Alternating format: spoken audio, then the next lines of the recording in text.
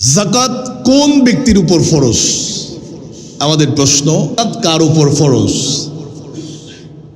ইসলাম যে বিধান আমাদেরকে দিয়েছে, কিতাবের মধ্যে আছে যাকাত ফরজ হওয়ার জন্য 7টা শর্ত আছে। এই 7টা শর্ত আপনার উপর যখন পরিপূর্ণ, তখন আপনি বুঝতে পারবেন আমার উপর যাকাত ফরজ। একটু মনোযোগ দিয়ে খেয়াল করবেন। প্রথমত হচ্ছে যাকাত মুসলমানের উপর ফরজ, কোনো বিধর্মী বেঈমানের উপর যাকাত ফরজ নয়।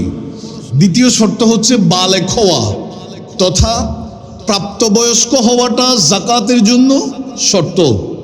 3 নাম্বার হচ্ছে বিবেকবান হওয়া, অর্থাৎ মস্তিষ্ক সম্পন্ন। কোনো পাগলের উপর মেধা বিকৃতি তথা যারা কোনো মস্তিষ্ক সম্পন্নহীন কোনো ব্যক্তির উপর যাকাত ফরজ নয়। 4 নাম্বার হচ্ছে নেশাবের মালিক হওয়া, অর্থাৎ নেশাব পরিমাণ সম্পদের মালিক। এখন আমাদের প্রশ্ন, নেশাব পরিমাণ সম্পদ মানে কতটুকু সম্পদ? আপনার কাছে কতটুকু সম্পদ থাকলে আপনি বুঝতে পারবেন আমি নেশাবের মালিক?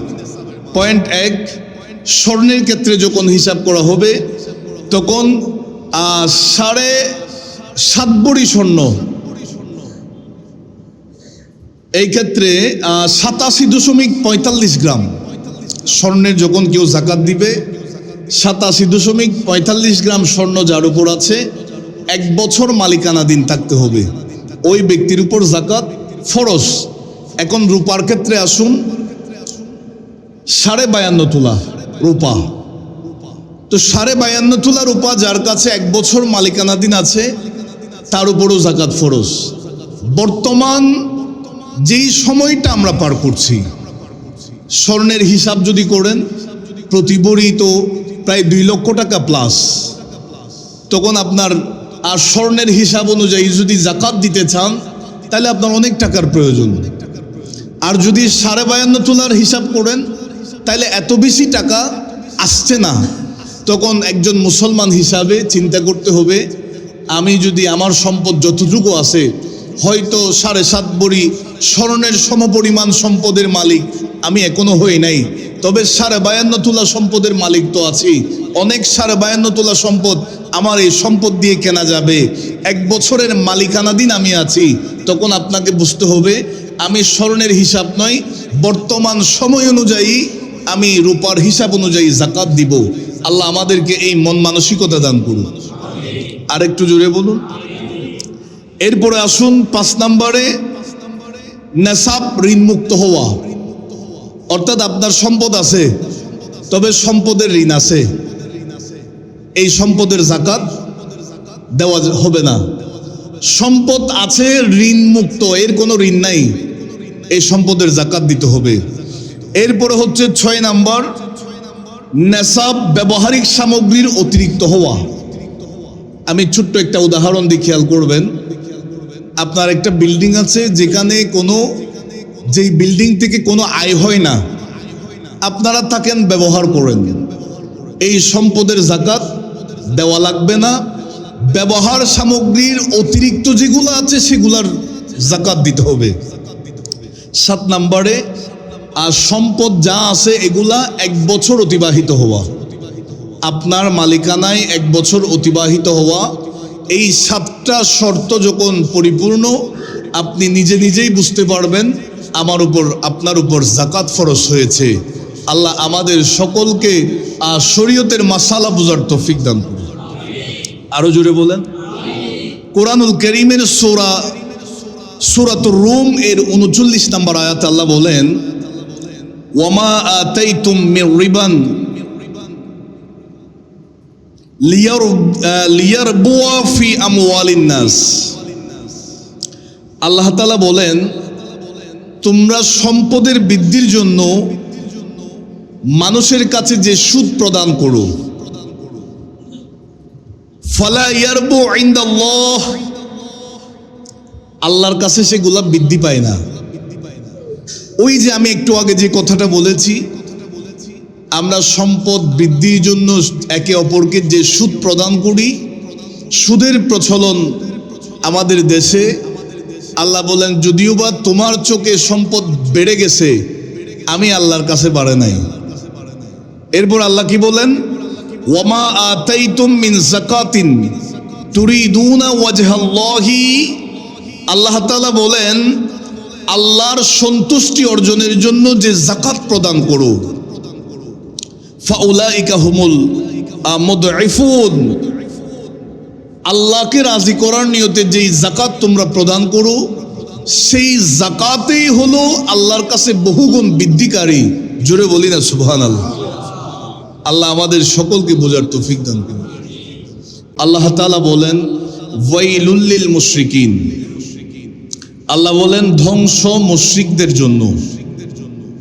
মুশরিকদের জন্য আল্লাহ তাআলা ধ্বংসের কথা উল্লেখ করেছেন। এরপরে বলেন আল্লাযীনা, যারা লা ইউতুনা যাকাতা, যাকাত দেওয়াকে অস্বীকার করে, যাকাত দেয় না, ওয়া হুম বিল আখিরাতি হুম কাফিরুন, এবং যারা আখিরাতের প্রতি বিশ্বাস রাখে না, অর্থাৎ পরকালের প্রতি যারা ঈমান আনে নাই, আল্লাহ তাআলা বলেন তাদের জন্য ধ্বংস। জোরে বলি না নাউজুবিল্লাহ। এই আয়াতে কারিমা থেকে আমাদের যে মূল পয়েন্ট, ইসলামী শরীয়তের যেই 5টি স্তম্ভ, এই 5টি স্তম্ভের মধ্যে অন্যতম একটা হচ্ছে যাকাত। এটা ফরজের মধ্যে অন্যতম একটা ফরজ। এই যাকাতের ব্যাপারে কোরআনুল কারীমের বিভিন্ন জায়গায় আমরা আলেম ওলামাদের জবানে শুনে আসছি, কিতাবের মধ্যে আছে।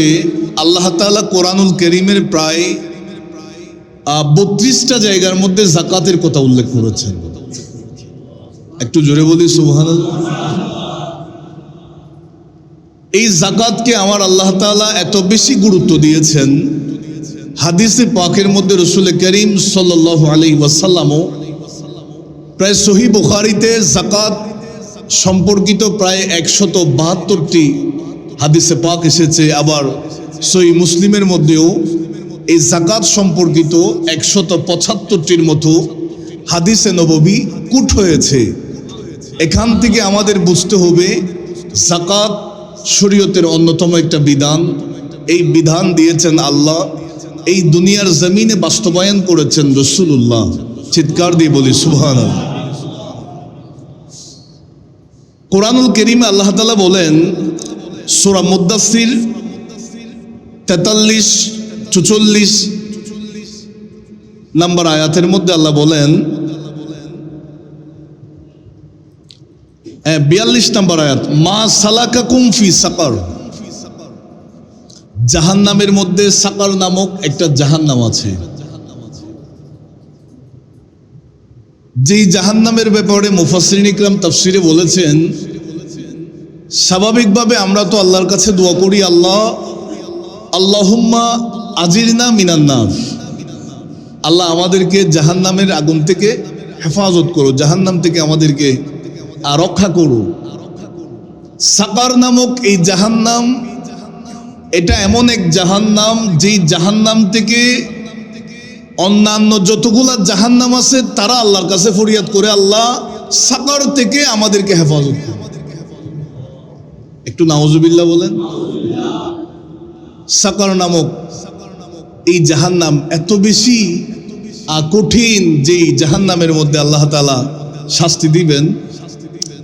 তো এই জাহান্নামীদেরকে জিজ্ঞেস করা হবে, হে সাকারবাসীরা, দুনিয়াতে কি এমন অপরাধ করেছো যেই কারণে আজকে তোমরা এই সাকার নামক জাহান্নামের অধিবাসী হয়েছো?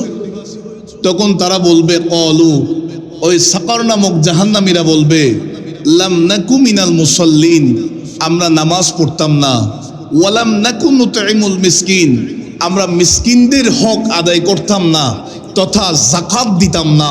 চিৎকার দিয়ে বলি না নাউজুবিল্লাহ।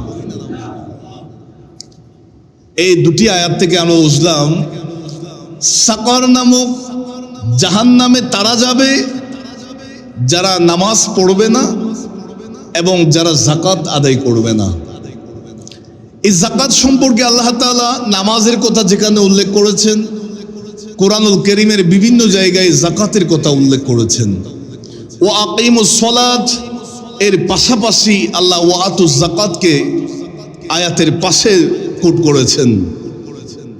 আল্লাহ তাআলা কোরআনুল কারীমে বলেন, এই আয়াতে কারিমা সূরা বাকারার 276 নম্বর আয়াতের অংশ, আল্লাহ বলেন ইয়ামহাকুল্লাহুর রিবা, আল্লাহ তাআলা সুদের যে বৃদ্ধি, এই বৃদ্ধিকে ধ্বংস করেছেন। ওয়ায়ুরবিস সাদাকাত, এবং যাকাতের যে বৃদ্ধি, এই যাকাত তথা সাদকাকে আল্লাহ তাআলা বৃদ্ধি করেন। জোরে বলি না সুবহানাল্লাহ। এই আয়াতে কারিমা থেকে আমাদের বড় শিক্ষণীয় বিষয়, স্বাভাবিকভাবে আমরা দেখি দুনিয়াবি হাইসিয়তে আমি সুদের লেনদেন করছি, আমার সম্পদ যতটুকু, সুদের কারণে সম্পদ বৃদ্ধি হচ্ছে। আল্লাহ বলেন যদিও বা এটা তোমাদের চোখে সম্পদ বাড়ছে, বৃদ্ধি হচ্ছে, আমি আল্লাহ বলে দিলাম সম্পদ ধ্বংস হচ্ছে। আমার আল্লাহ বলেন তোমরা যাকাত দাও, যদিও বা তোমরা দুনিয়াবি চোখে দুনিয়াবি দৃষ্টিতে দেখছো যাকাত দেওয়ার কারণে সম্পদ কমে যাচ্ছে, আমি আল্লাহ বলে দিলাম যাকাতের কারণে সম্পদ কমছে না, যাকাত দেওয়ার কারণে সম্পদ বেড়ে যাচ্ছে। জোরে বলে, এটা কোরআনুল কারীমের ফয়সালা। আল্লাহ আমাদের সকলকে বোঝার তৌফিক দান করুন।